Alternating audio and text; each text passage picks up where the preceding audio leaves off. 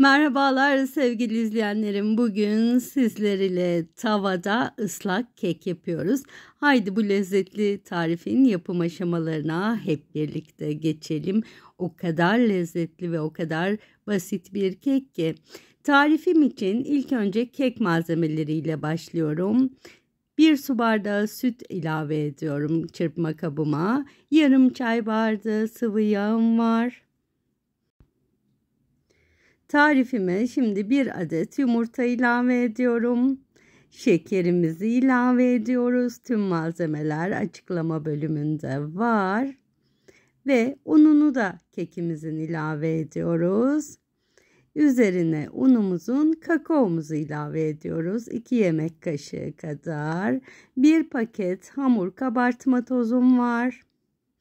1 pakette tarifime, kek hamuruma vanilya ilave edeceğim ki kekimiz mis gibi koksun. Şimdi tüm malzemelerimi bir mikserim ile çırpıyorum.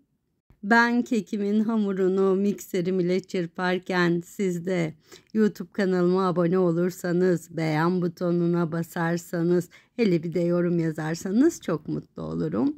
Şimdi yapışmaz bir tavamızı ocağımızın üzerine koyduk. Hazırladığımız kek hamurunu tavamıza döküyoruz. Eğer tavanız yapışmaz özellikle değilse yağlı kağıt da kullanabilirsiniz. Kek hamurumuzu tavamıza döktükten sonra tavamızın üzerini tavamızın kapağı ile kapatıyoruz.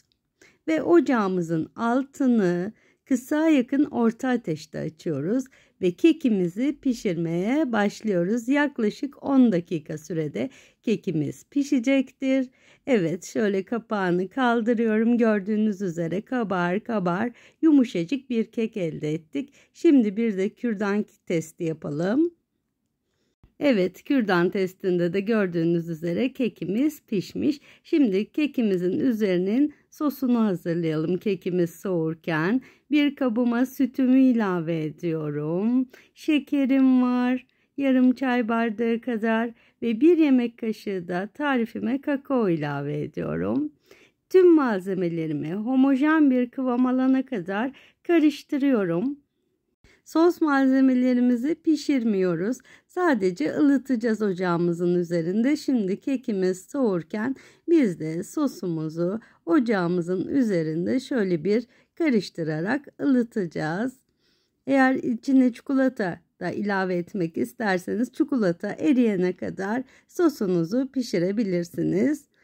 Şimdi sosumuz ılıklaştı. Hazırladığımız sosumuzu oda ısısına gelen kekimizin üzerine yavaş yavaş döküyoruz. Böyle çektikçe ilave edeceğiz sosumuzu.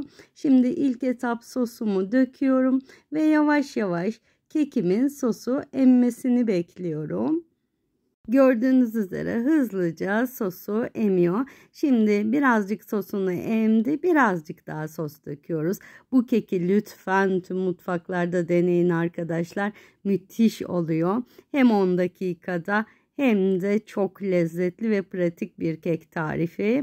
Şimdi sosunu birazcık daha çektiriyorum ve son artık kaldı. Bu sosu da çekince son kalan üzerinin sosunu kekimin üzerine döküyorum. Artık kekimiz yavaş yavaş sosunu çekince servise hazır hale gelecek. Kekim sosunu çekti. Oda ısısına geldi. Artık kekimi dilimliyorum. Gördüğünüz üzere içi ıslak, müthiş bir kek oldu. Bıçağınızı hafif ıslatarak kekinizi dilimlerseniz daha düzgün dilimler çıkarabilirsiniz. Bu da böyle bir püf noktası olsun. Şimdi ucunu tekrar temizleyip bıçağımın devam ediyorum. Tüm kekimi dilimledim. Şimdi biraz süslenme zamanı. Şöyle ben kıyılmış badem ve Antep fıstığı tozu kullanacağım.